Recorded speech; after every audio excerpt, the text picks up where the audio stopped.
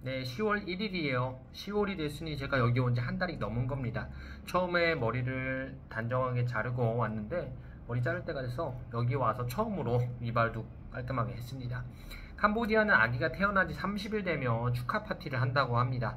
100일 같은 거예요. 그래서 저도 축하 파티 좀 해야 되나? 네, 저도 그래서 이사를 했습니다. 새로운 공간이죠. 네, 이제 루틴하게 돌아가는 일들은 저한테 이제 어렵지 않습니다. 진짜 그렇게 하는 게 보였는지 우리 밍소파에서 지난 목요일에 케냐에서 산드라라는 새로운 GMF가 왔는데, 광희는 한 달 된 게 맞냐?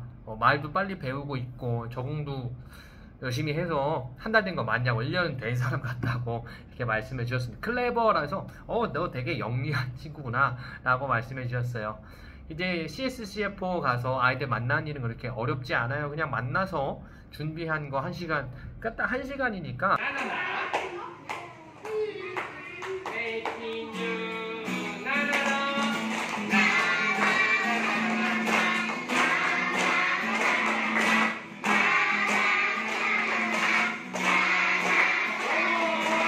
제가 한국에서 평소에 하던 주일학교 사역하고 비슷한 느낌이에요. 자, 그런데 이제 다네스 선생님께서 영어랑 컴퓨터를 거기 있는 젊은 교사들한테 가르쳐 주시는데 한국어를 가르쳐 주래요. 한국어가 있으면 나중에 승무원도 되고 싶은 친구도 있고, 누구를 하든 한국어라는 다른 언어를 가지고 있으면 쓸 데가 있으니까 다음 주, 내일 모레부터네요. 내일 모레부터 하루에 15분씩 수업을 시작하기로 했습니다. 일단 기억 니은 같은 거 가르쳐주고 간단한 인사말 같은 거 가르쳐주려고 합니다. 이것도 새로운 도전이에요. 자, 한국어를 외국인한테 가르쳐준 건 처음이네요. 자, 그래서 이런 도전도 있고요. 사무실에서 계속 뿌레야꾼이라는 노래를 2부 합창으로 연습합니다. MCC 교회, 열악한 교회들 가서 특송을 성가대처럼 해주려고 합니다. 이 손경민 목사님의 은혜예요. 뿌레야꾼이 은혜라는 뜻입니다.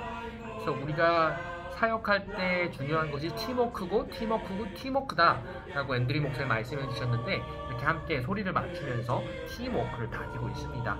그래서 이거 저도 부르면서 프레아꾼 끝이요 프레아꾼 하면서 진짜 이 모든 것이 은혜다, 내가 여기 있는 것 자체가 은혜고 하나님이 보내신 게 은혜다 라는 것을 매 순간순간 더 느끼고 있습니다.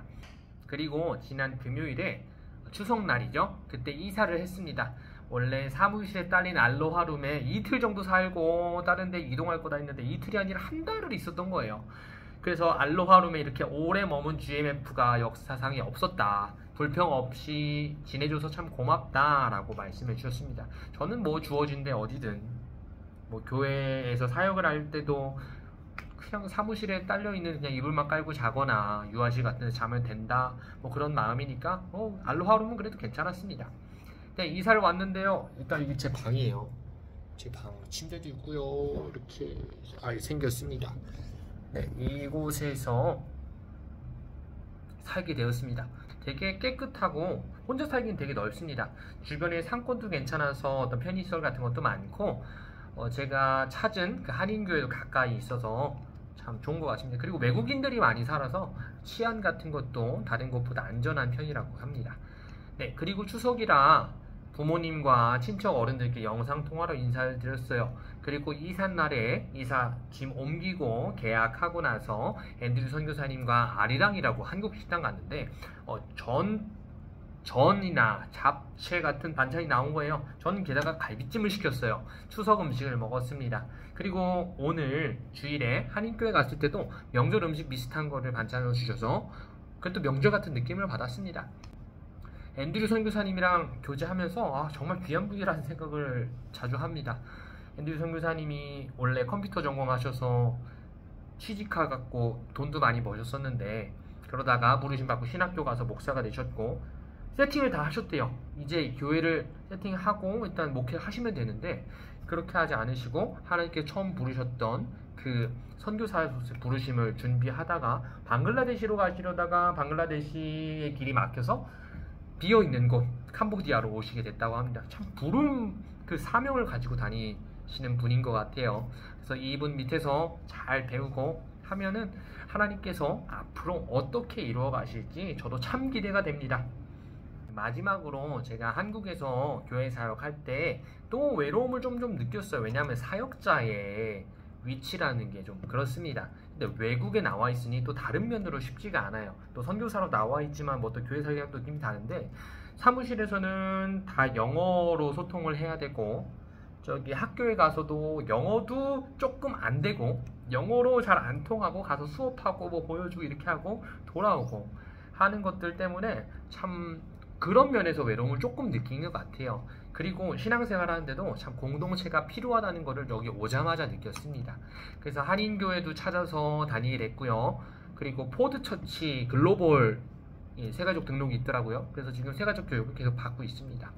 예수님께서 늘 함께 하시지만 제가 육신을 입고 이 땅에서 사는 동안은 서로 협력하고 사랑하는 것이 필수적이라는 것을 느낍니다. 캄보디아에 와서 한국에서 기본적이었던 것들, 전기, 도로, 시안 같은 것들이 열악하거든요. 그러니까 한국에서 그 편리하게 누렸던 것들이 누군가의 수고가 있었기 때문에 가능했던 거예요. 협력이 살아가는 데 필수적이라는 겁니다. 저는 지금 한국에서 지금 서울이랑 그때 명절 때 계산해보니까 3,600km 정도 떨어져 있대요. 그렇지만 네, 여기 있는 저를 위해 계속 기도해주세요. 여러분이 올 수 없고 저는 여기 와 있습니다. 하나님의 사람이 이곳에서 하나님의 사람으로서 존재하고 이곳에서 복음을 전하는 것 자체가 정말 하나님의 나라를 위해 엄청난 일을 하고 있다는 것을 느낍니다. 그래서 저도 책임감을 더 느끼고 있습니다. 그리고 여러분이 여기에 오실 수 없지만 저를 위해 기도로 함께 하시며 선교에 동역하실 수 있는 겁니다. 네, 여기까지 이번에 영상 마치겠습니다. 다음에도 또 소식 전하겠습니다. 감사합니다. 리어하오이.